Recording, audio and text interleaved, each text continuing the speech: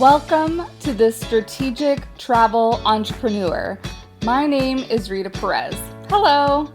I've been a travel advisor for over 10 years and am navigating this winding road of entrepreneurship with you.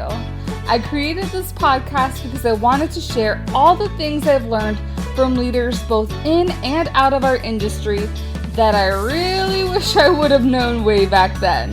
But alas, the important thing is I'm aware of them now, and I want you to be too. Ready for this week's show? Let's jump in. Hello. Welcome back to the podcast. Of course, it's amazing to have you back. This week, I wanted to, as promised, kind of share just a couple of the insights that I personally took away that I think relate very well to the how you as a fellow business owner can benefit from these teachings and pretty much at the core of me putting on Prep for Wave Week, what do I see are the core pieces that can help you in your own travel business? And for one, I think about, I created topics that I knew you as fellow travel advisors were going to be interested in hearing about. And how did I know that? Because I know travel advisors very well, because I myself am a travel advisor. I know the things that I would have loved to have heard about way back when, and I know kind of like the pain points also. So how does that relate to you? You need to know your own client just as well.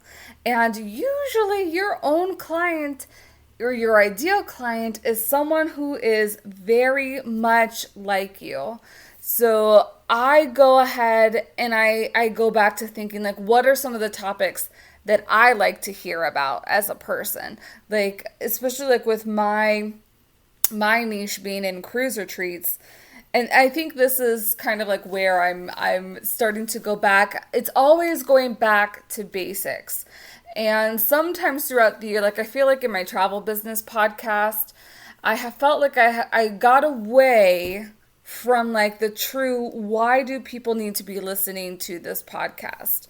So when I go back to like thinking about content, what do my people need to hear about? What do they want to be hearing about? And what is going to be beneficial to them that is going to help them move the needle a little bit forward? Now, my audience is a little bit different because I do work a lot with B2B, and I know many travel advisors are more B2C, so working with consumers rather than other business owners. So it may vary a little bit differently. But what do moms need to hear about traveling right now? What do wedding planners need to know when they're working with their clients and you bridging that gap? What do retirees need to know about travel right now?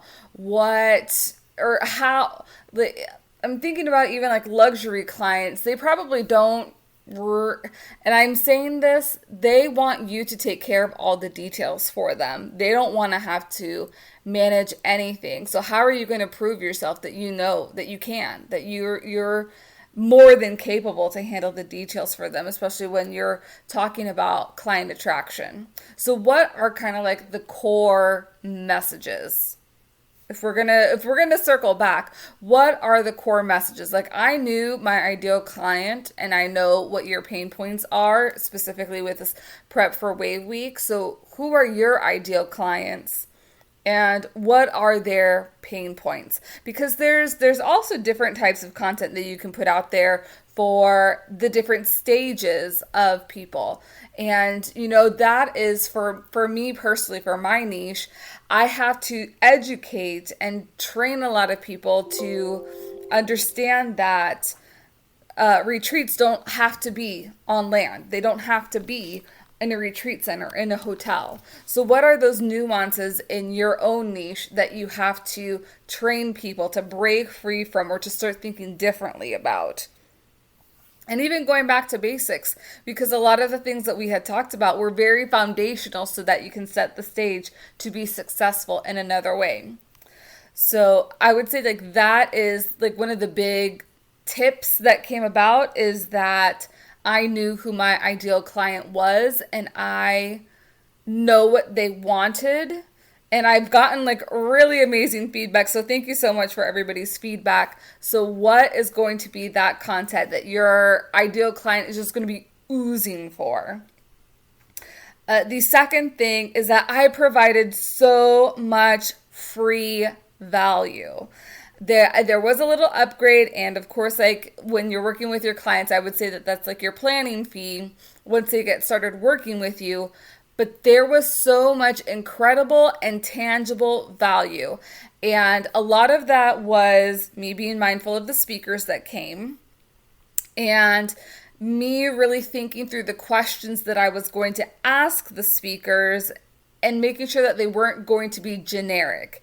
And also, I think this goes back, because I am, I guess, in a sense, my idea, I am a travel advisor who is looking for those questions. I know I'm not the only one going to have those questions. So when you think about your ideal client, what questions do you think that they have?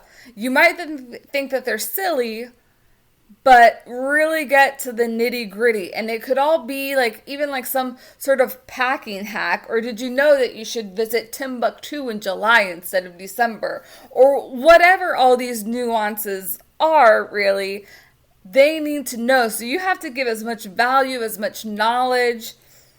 Like you just have to pour into them, because once you have invested in your clients and your potential clients, they are going to give so much more back to you. And I think that also goes back to my big people first sentiment that I have. It's just like one of my core values, I guess, like as a human being too. So what are yours, and how can you relate those back and just provide super value? And I'm not saying you have to like give your top hidden secrets, but give enough that it's more than something that's Googleable, but also like rings them in a little bit and gets them committed to you and who you are. Man, so I'm looking at my list. Relationships are critical. And if I had not made so many amazing relationships with the speakers, they would not have come on. They would not have come on and supported me in this event. They would not have come on and supported you with this event. This event for the speakers, of course, it's good promo for them, but it shows their expertise and it provided so much value for everybody all around. But I could not have done it had I not.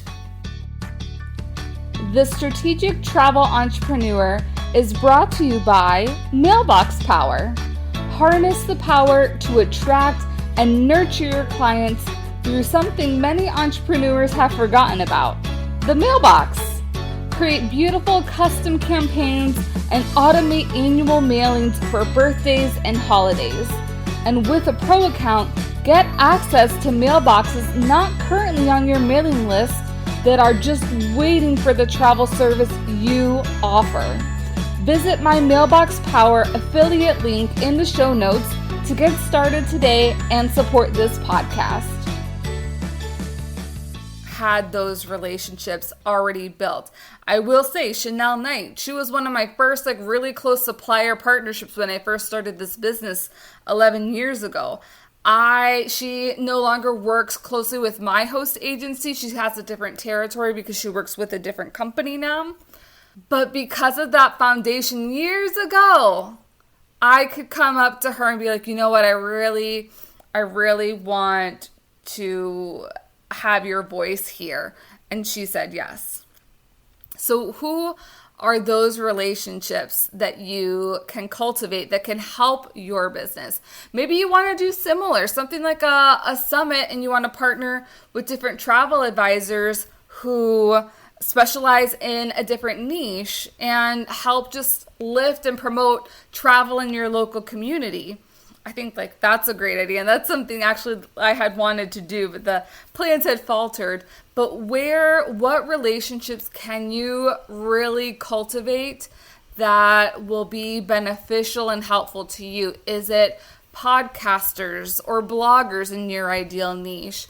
Do you want to do Facebook Lives or Instagram Lives with someone who is complementary to you? So I'm going to go with like family, someone with family. So is this somebody who helps with productivity because they have multiple children?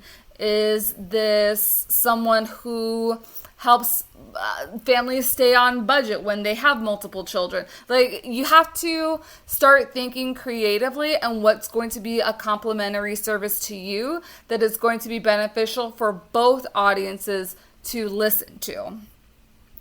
I will say that these types of collaborations also have positioned me as an expert now, and that's what you need to do in your travel business also. Like a couple weeks ago, for Hispanic Heritage Month, I featured somebody who was very what was that? What was the word I just used?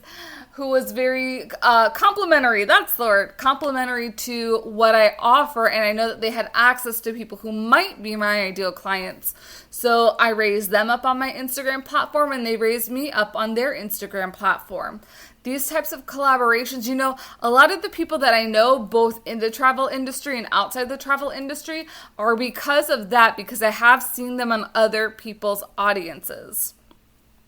So what are you going to do to position yourself to also get on other people's audience? You may know other business owners. You may have friends who are business owners that would complement yourself. You may already be working with other business owners. But I think that would be a really amazing, sweet spot to get yourself to the next level and position yourself as the expert for family travel, for example, if you're going to be working with other bloggers. Maybe thinking of country club setting, and this is probably a really bad, I'm trying to think of luxury, and maybe it is that you bring a board of directors, somebody from a country club to discuss appropriate attire for the holiday season. I don't know. I'm just trying to think outside of the box and things that aren't normally thought about, because I feel like one of the bomb sessions that we had was really attracting clients without social media, and a lot of it was through relationships and cultivating relationships with other people. And I that was a big focus for me. So when I talk about supplier relationships, and then we had the building relationships, it is just so critical in our industry, and we don't talk about it enough. We don't talk about it enough in the sense of this is really how we can market ourselves faster. Because I know a lot of you had signed up for Prep for Wave Week because of some of the speakers you had heard from. Other than that, you may not have ever heard of the event Prep for Wave Week. So before I keep word vomiting, because I am guilty of word vomiting, if you have been around me for a little bit, I just want to recap. You really need to know your ideal clients inside and out. Do a case study analysis, even as yourself or one of your top clients. Who are they? What do they love to do? What questions do they normally ask about? What do they find of value every time? When they say, thank you so much for booking it, X, Y, and Z was just so much easier. What are those things? And then kind of focus on those things. If you've written content in the past or posted content in the past, what are the things that have really engaged your audience? Hone in on that and find some sort of way to repurpose it, because that knowing your clients inside and out will be able to help you become more effective at the content that you put out for them. So it's still always attracting them. And remember that rule of repetition. People need to hear things over and over and over again. So maybe you've done something as a social media post, converted to a blog post, converted to a short video, converted to a long video, converted to an email article. There's just so many ways that you can use the content that you have already without having to invest more time in reinventing the wheel. That's something that I'm actually going to be working on, because as of this moment, I have 3 years of really great content that I've built up. And how do I break stuff down? How do I break stuff down even more? So that's what I'm thinking about. So know your client inside and out, offer incredible value, and relationships. Start making them. Anticipate nothing in return, just that you are giving other people a really great value, really great service. And if anything comes back from that, bravo. Bravo. Huge excitement. I will have to share with you, there was an ask. I was asked to be something, and I don't want to spoil too much, but I was like, oh my, this is so huge.